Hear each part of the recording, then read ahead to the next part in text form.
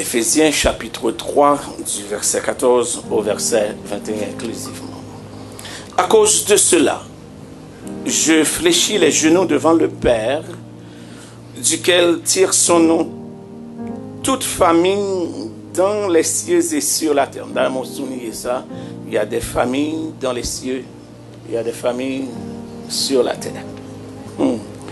Afin qu'il vous donne, selon la richesse de sa gloire, d'être puissamment fortifié par son esprit, dans mon souvenir, la prochaine périphrase, dans l'homme intérieur. S'il y a l'homme extérieur, il y a l'homme intérieur. En sorte que Christ habite dans vos cœurs par la foi, afin qu'étant enraciné et fondé dans l'amour, vous puissiez comprendre avec tous les saints la première partie de la plénitude, quelle est la largeur, la longueur, la profondeur et la hauteur, et connaître l'amour de Christ qui surpasse toute connaissance, en sorte que nous soyons remplis jusqu'à toute deuxième profondeur de la plénitude, ou bien deuxième déclaration de plénitude, jusqu'à toute la plénitude de Dieu. Verset 20. Or à celui qui peut faire, par la puissance qui agit en nous, ça c'est la troisième portion de la plénitude, infiniment au-delà de ce que nous demandons ou pensons. À lui soit la gloire dans l'Église et en Jésus-Christ, dans toutes les générations et au siècle des siècles. Amen. Parole du Seigneur. Merci au Kapapchita.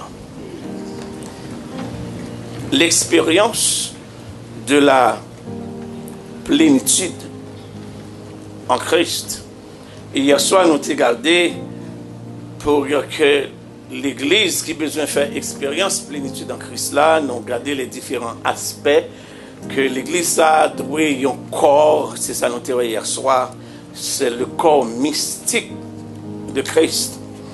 Et nous avons voyagé dans Éphésiens chapitre 3 et Éphésiens chapitre 1er verset 22 qui donne nous cette déclaration que l'Église est le corps de Christ. Et nous avons fait référence à ce texte de Matthieu 16, 18 pour te dire, oh bon Dieu, Jésus-Christ, je m'excuse, ça dit dans Matthieu 16, je bâtirai mon Église. L'autre mot qui nous a substitué, c'est je bâtirai mon corps.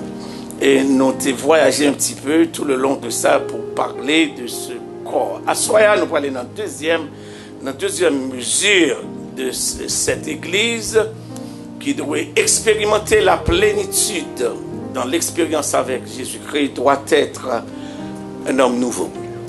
Un homme nouveau. Suivant Éphésiens chapitre 2, verset 14 et 16 et Éphésiens chapitre 4, verset 13 et le long du sermon, nous va explorer avec vous Colossiens chapitre 3 à partir du verset 9 pour explorer les dimensions de cet homme nouveau.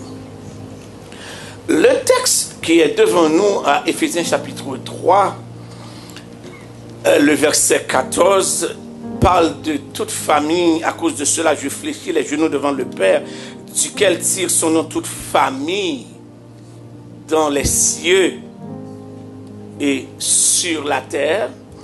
Et puis, au verset 16, il dit, afin qu'il vous donne, selon la richesse de sa gloire, d'être puissamment fortifié par son esprit dans l'homme intérieur. Donc, l'homme nouveau de Éphésiens chapitre 2, verset 14 et 16, l'homme nouveau de Éphésiens chapitre 4, verset 13, l'homme nouveau de Colossiens chapitre 3 à partir du verset 10, c'est cet homme intérieur de Éphésiens chapitre 3, verset 16b. On va reprendre. L'homme nouveau de Éphésiens chapitre 2, verset 14 et 16. L'homme nouveau de Éphésiens chapitre 4, verset 13. C'est l'homme intérieur de Éphésiens chapitre 3, verset 16b. Avant que nous arrivions dans l'interprétation texte là, on a regardé, ça nous joigne dans verset 14 qui prélude parce qu'on ne peut pas isoler le verset 16 des versets précédents. Ce serait bail à texte là, ils ont l'autre couleur que le pagan. Il y a une difficulté que moi avec au gagner pour nous gérer la pensée de Dieu, la parole de Dieu, les révélations divines que nous joignons dans la Bible là. C'est parce que, dans l'exemple, plus l'attention là, le Dieu qui existait dans cette lumière inaccessible, il agit dans l'éternité et nous demande d'exécuter ou bien de recevoir ou bien d'appliquer bagaille que le concevoir dans l'éternité pour nous exécuter dans le temps. On me reprend.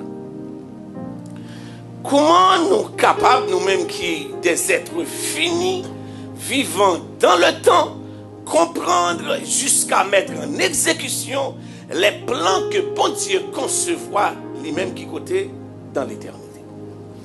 Il y a un texte qui posait plus grande difficulté dans Éphésiens, à partir du chapitre 1er, il a parlé nous comment bon Dieu concevoir les différentes bénédictions spirituelles que le déversait à l'intérieur de cette église qui est son corps et qui devient cet homme nouveau. Il dit, il le fait pour le bon plaisir de sa volonté et ensuite il confirme pour dire qu'il fait ça dès avant la fondation du monde. Donc ça veut dire que ça, bon Dieu préservé, préparé dans l'éternité que nous allons exécuter dans le temps, ce n'est pas une question qu'on bagaille que nous allons forcer faire, mais bon Dieu préparé depuis l'éternité. Tandis ça, c'est avant la fondation du monde, ce n'est pas pendant rivé, non. Donc ça veut dire, l'œuvre de Dieu en moi est faite avant moi. Non, mais l'église a prêté beaucoup d'attention à cela. Et c'est parce que trop souvent, nous prenons la vie chrétienne comme étant un fardeau que nous avons traîné, un bagage qui est impossible à accomplir. Et des fois, n'oubliez que Dieu ne demande pas à cet homme extérieur d'accomplir les choses intérieures. Dieu demande à l'homme plutôt spirituel, qui est capable de comprendre les provisions de ça éternel, que le fait pour moi, pour nous capable d'entrer dans le plan bon Dieu, en dehors de mon humanité, mais à l'intérieur de ma spiritualité, pour que Dieu éternel, ça, qui baille accès à moi dans le temps, lui déposer dans la provision de l'éternité. Et c'est important pour nous comprendre ça, qui a mené ça à l'autre niveau pour vous. Si il nous a bénis de toutes les bénédictions spirituelles dans les lieux célestes en Jésus-Christ, et ceci il l'a fait dès avant la fondation du monde, donc c'est pas moi qui a cherché ça pour me faire, œuvre pour me faire pour mon Dieu, c'est œuvre la faite déjà. Œuvre la faite déjà, bon Dieu accompli déjà, et bien elle a tant de moins rivé pour m'exécuter. Donc, que ce soit ça, on appelle les bénédictions. Hein? Donc, si bon Dieu bénit de toutes les bénédictions spirituelles dès après la fondation du monde, ce n'est pas moi qui a cherché bénédiction. Hein? Bénédiction a tant moins arrivé pour le dire, mais moi. Est-ce que l'église est avec moi là? Et là, moi, avec une compréhension, ça, il est plus ou moins facile à gérer notre relation dans le temps avec ce Dieu de l'éternité. La deuxième déclaration que nous avons fait pour soyez donc comprendre cette démarche de la plénitude. Le texte a dit, Paul dit, je fléchis les genoux, une inclination, je fléchis les genoux devant le Père, une inclination devant la paternité de Dieu, duquel tire son nom toute famille. Regardez le texte ça, qui est côté?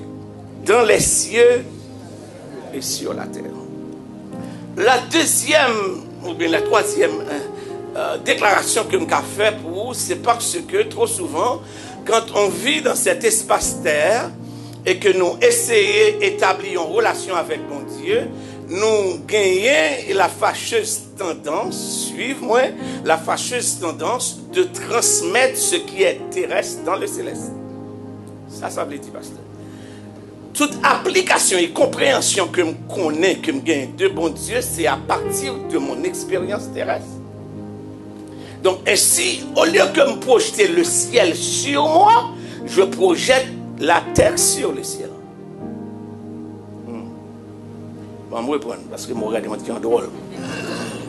Au lieu que dans démarche, moi dans relation spirituellement avec bon Dieu, moi projeter bagaille qui sorti en haut vers en bas, moi fait le contraire, moi projeter plutôt bagaille qui en bas vers le haut. En sorte que une compréhension que nous pas jamais gagner, de ce monde que dans lequel bon Dieu mettait nous comme humains, comme hommes, c'est famille dans les cieux, sur la terre, c'est nous comprendre. Donc il y a des familles dans les cieux et des familles sur la terre. Il y a des hommes dans le ciel, il y a des hommes sur terre. Il y a des femmes dans le ciel, il y a des choses dans le ciel, il y a des choses sur terre, sur là.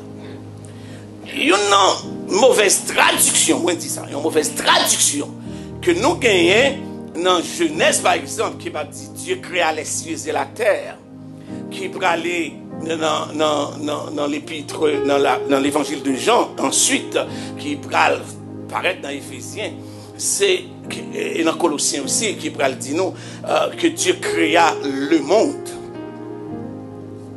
Dieu créa le monde. D'où nous comprenons que les a parlé de ce monde-là que Dieu créa, on est devant ce cosmos qui est devant nous, et nous pensons, les hommes, les femmes, les galaxies, tout ce qui nous entoure, c'est ça que bon Dieu créa. Mais vous savez bien que la bonne traduction, c'est pas le monde, c'est les mondes.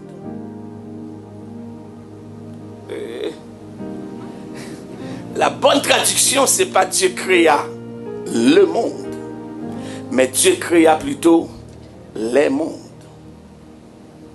Et dans cette création des mondes, il nous parle du monde visible, le monde dans lequel nous vivons, le monde dans lequel nous agissons, le monde dans lequel nous expérimentons culture, langage, religiosité, et le monde dans lequel où Dieu est unique,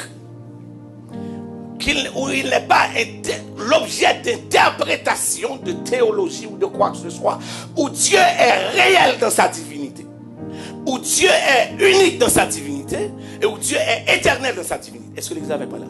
Maintenant, pasteur, quand on joint ça, tu n'avais pas à Colossiens, chapitre 1. Colossiens, chapitre 1, pour ne pas dire que le pasteur a dit, vous comprenez, cet homme nouveau-là, que bon Dieu a parlé à, que Paul a parlé plus tôt dans Éphésiens, chapitre 3, famille dans les cieux et sur la terre. Nous pourrons comprendre ça, mais Colossiens, chapitre 1er. Colossiens, chapitre 1er, m'a aidé nous faire un exercice.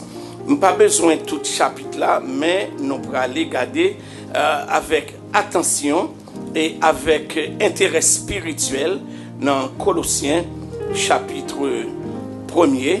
M'taremé lit pour seulement, ou bien yon mon assemblée a, campé et lit pour moi les versets 15 et 16. Colossiens, chapitre 1er. Lit pas trop long. Colossiens, chapitre 1er. Bon, je venir avant, quitter me lit pour verset 3. Nous rendons grâce à Dieu le Père de notre Seigneur Jésus-Christ. Et nous ne cessons de prier pour vous, ayant été formés de votre foi en Jésus-Christ et de votre charité pour tous les saints. À cause de l'espérance qui vous est réservée dans les cieux et que la parole de la vérité, la parole de l'évangile vous a précédemment fait connaître, il est au milieu de vous et dans le monde entier. Il porte qui bagaille des fruits et il va grandissant comme c'est aussi le cas parmi vous depuis le jour où vous avez entendu et connu la grâce de Dieu conformément à la vérité. Verset 7. D'après les instructions que vous avez reçues d'Épaphras, notre bien-aimé compagnon de service, qui est pour vous un fidèle ministre de Christ. Verset 8. Et qui nous a appris de quelle charité l'Esprit vous anime. Verset 9. Est-ce que l'église suit? C'est pour cela que nous aussi, depuis le jour où nous en avons été informés, nous ne cessons de prier Dieu pour vous et de demander que vous soyez, même plénitude là, remplis de kibagaï, de la connaissance de quoi? De sa volonté en toute sagesse et intelligence kibagaï spirituelle pour marcher d'une manière digne du Seigneur et lui être entièrement agréable, portant des fruits en toutes sortes de bonnes œuvres et croissant par la fortifié à tous égards par sa puissance glorieuse, en sorte que vous soyez toujours et avec joie, persévérants et patients. Verset 12. rendez grâce au Père qui vous a rendu capable d'avoir qui bagaille par à l'héritage des saints qui côté. C'est là où Dieu habite, la lumière inaccessible, qui nous a délivrés de la puissance des ténèbres et qui nous a transportés. Ça va là? Il nous a délivrés de la puissance des ténèbres et il a fait quoi? Il nous a transportés. Qui côté? Dans le royaume du Fils de son amour, en qui nous avons la rédemption et la rémission des péchés. Qui est le monde qui fait travail ça? Qui transporte nous? Et verset 15 dit, mon nom, il est l'image du Dieu invisible, le premier-né de toute la création. Suivez-moi, car en lui ont été créés, pas a été créé. Oh. Car en lui ont été créées toutes les choses qui sont qui côté et qui sont aussi qui côté sur la terre. Qui bagaille qui en l'air, bagaille qui dans les cieux, ça relève. Non, non, attendez ça. Car en lui ont été créées toutes les choses qui sont dans les cieux et sur la terre. Les visibles. Est-ce que l'église est avec moi là? Donc il y a un monde visible. Il y a un monde invisible. Et les deux mondes sont créés par qui? Suis-moi là. Nous allons prêter attention. Tout le monde invisible est beaucoup plus réel que le monde visible. Pour qui ça? Et l'homme nous voit, ce qui est sur le monde visible, c'est une représentativité, pas une photocopie, non. C'est une représentativité de ce qui est réel dans le monde invisible. À Exode chapitre 40, le bon Dieu a donné à Moïse la révélation du tabernacle. Il dit, fait tabernacle là suivant modèle que montre là. Donc ça veut dire que grand modèle de sac en lait que bon Dieu finit par qui côté à terre. Est-ce que l'église avec moi? Donc s'il y a des vies en haut, il y a aussi des vies en bas. Et les vies en bas sont une représentativité de vie qui côté? Qui en haut. Nous avons l'exercice là. Le bon Dieu menait l'homme à l'existence. Si en lui ont été créés les visibles et les invisibles, donc Dieu partit de ce qu'il a créé d'abord dans le monde invisible pour nous amener à vivre et à auditionner ce que nous avons dans le monde qui bagaille. Ce qui est visible est temporaire. Mais ce qui est invisible est éternel. Est-ce que vous êtes avec moi là? Donc si ça visible est temporaire, bon Dieu a dit, mon intérieur, mon nouveau, il n'est pas qu'à sortir de l'homme de la terre. Faut que c'est le monde qui en l'est pour lier. Est-ce que vous êtes avec moi là? Donc conséquemment, pour bon Dieu faire homme nouveau ça, faut qu'il porte bon moins l'homme qui vient d'en haut pour me permettre de comprendre ce que l'homme en bas a raté lorsque Dieu lui a amené à l'existence. Bon. Non, je ne vais pas comprendre. Mais quoi? En sorte que quand Adam a échoué dans le jardin en Éden, l'homme pose une question. Il y a une question vedette qui posée dans les études bibliques, dans l'école du dimanche. C'est pourquoi Dieu n'a pas intervenu ipso facto au moment de la chute ou de la défection d'Adam. Pourquoi? La deuxième question qui vient toujours en vedette, si bon Dieu te connaît le péché, pour qui ça le quitte le péché? Can I answer this? All right. C'est parce que depuis bon Dieu a créé, il n'a pensé bon Dieu. Sous les Genèse bien, sous qu'on lit Bible bien, c'est pas principal, on va le dormir, on va appeler. Il dit, Dieu dit, faisons l'homme à notre image et selon notre ressemblance. Hier soir, nous faisons allusion à lui. Il n'a pas dit que nous dominons. Il dit qu'il domine. Le bon Dieu fin fait, et puis bon Dieu dit maintenant, dans la pensée de Dieu, c'est qu'il domine. Maintenant, le bon Dieu fin maintenant dans l'existence, bon Dieu balaye l'ordre impératif, dominer et assujettir. Donc, bon Dieu pas rien pour le paniquer.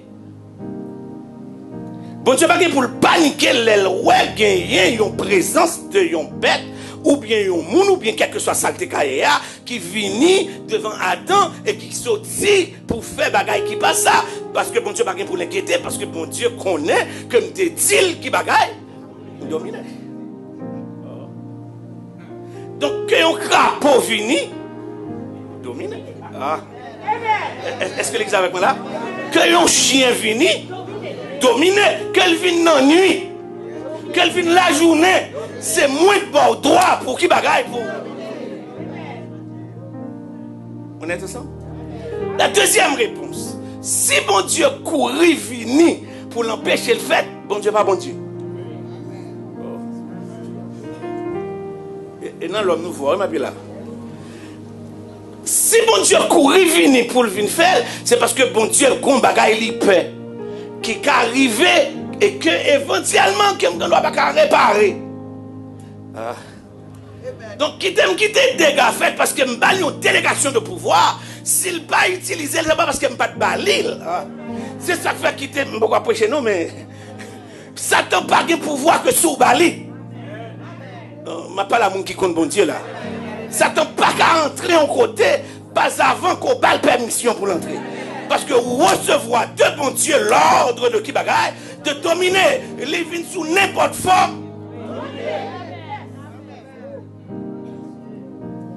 En sorte que les gens possédés par un mauvais esprit, ou pas besoin de faire abracadabra sous lui, non pour chasser.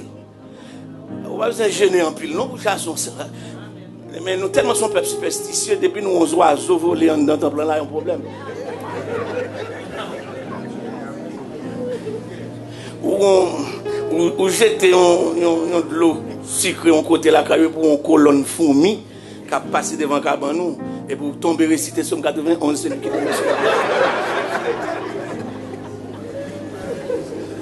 On est un peuple très superstitieux. Et là, nous pas connaître l'évangile, bon Dieu. Là, nous pas comprendre côté nous sortis. Nous pas connaître non plus quels sont les privilèges et les droits et les pouvoirs que nous gagnons dans Jésus-Christ. Nous quitter plutôt que nous soyons dominés par les puissances extérieures au lieu que nous dominés par la puissance intérieure qui est en nous. Est-ce que l'Église comprend ça? Donc, cette délégation de pouvoir que Adam recevra, que le pas utilisé, attendez ça. Donc, chaque homme venant de l'adamique, du Adahama, héritier, qui bagaille. Même lorsque bon Dieu balle délégation pouvoir, l'équité, l'autre, l'esprit, vini et dominer sur lui. Donc ça pour le ciel fait, pour le cas, prend cet homme de la terre et mener dans le ciel, il prend l'homme du ciel, il mène le descendre, pour le cas, mener tout autre homme, faire en Jésus-Christ vers le ciel.